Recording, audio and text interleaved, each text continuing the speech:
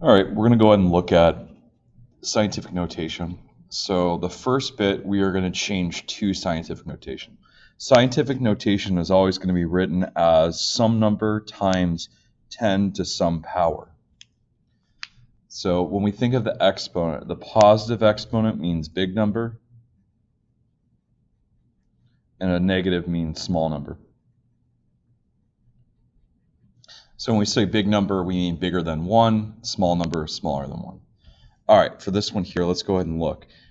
If they do not give us a decimal point, the decimal point is at the end of this. So we are going to move it so that it's between the first and second digit. So we're going to move this 1, 2, 3, 4, 5 places. So we said 5 spaces. And it's always going to be some number, point something, right? So we're going to have the first digit, 3.5762. We don't need to put the 0 at the end because that doesn't matter after it's to the right of the decimal. And we moved it 5 spaces. So this is a large number. So a large number means it's going to be a positive 5 power. That's it.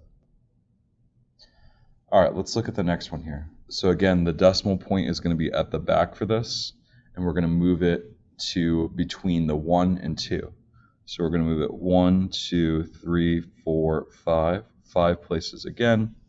So we'll get 1.23 times 10 to the 5th power. And it's that simple for these. All right, when we're looking at these ones here, these are going to be smaller than 1, so we should get negative numbers. So we're going to take the decimal and we're going to move it between the 6 and the 3. So we get 1, 2, 3, 4, 5, 6 places.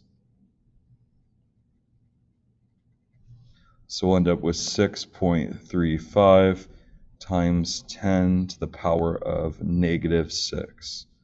So it's negative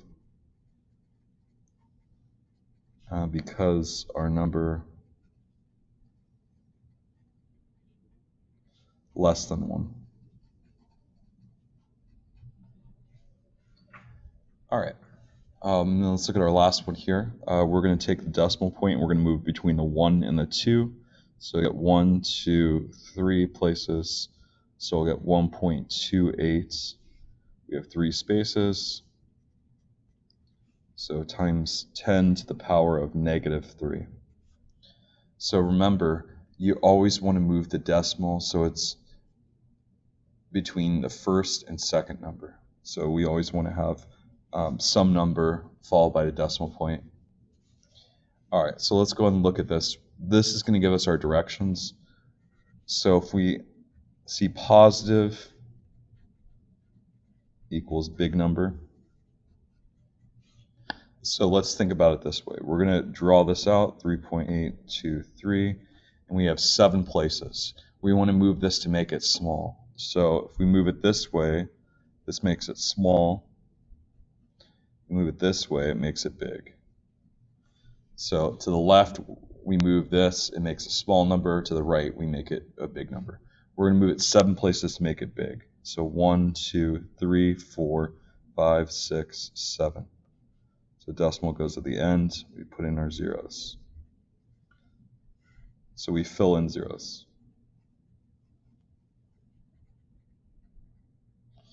All right, let's go and clean this up. So it should be 3823 followed by 2 4 zeros. And we'll put our commas so we can read this. So we get 38,230,000. All right, let's look at our next one here. We have 1.8, and we want to make this small. So remember, small, we're going to move it to the left. So 3 spaces, 1, 2, 3. So the decimal is going to end here, and then we'll fill in the zeros. 1, 2. So here we fill in the 2's. All right, so our final product should look something like this. All right, let's go ahead and look at the last one. All right, positive 4, we're going to get a large number. So 1, 2, 3, 4. Add the decimal here, fill in the zeros. Last one, 8.2. We want a small number. So small, big. So move it 8 places. 1, 2, 3, 4, 5, 6, 7, 8. So we got 1, 2, 3, 4, 5, 6, 7 zeros. All right. Then we can put the 0 at the front. So 0.123456782 and 75300. Okay. So hopefully this should be simple.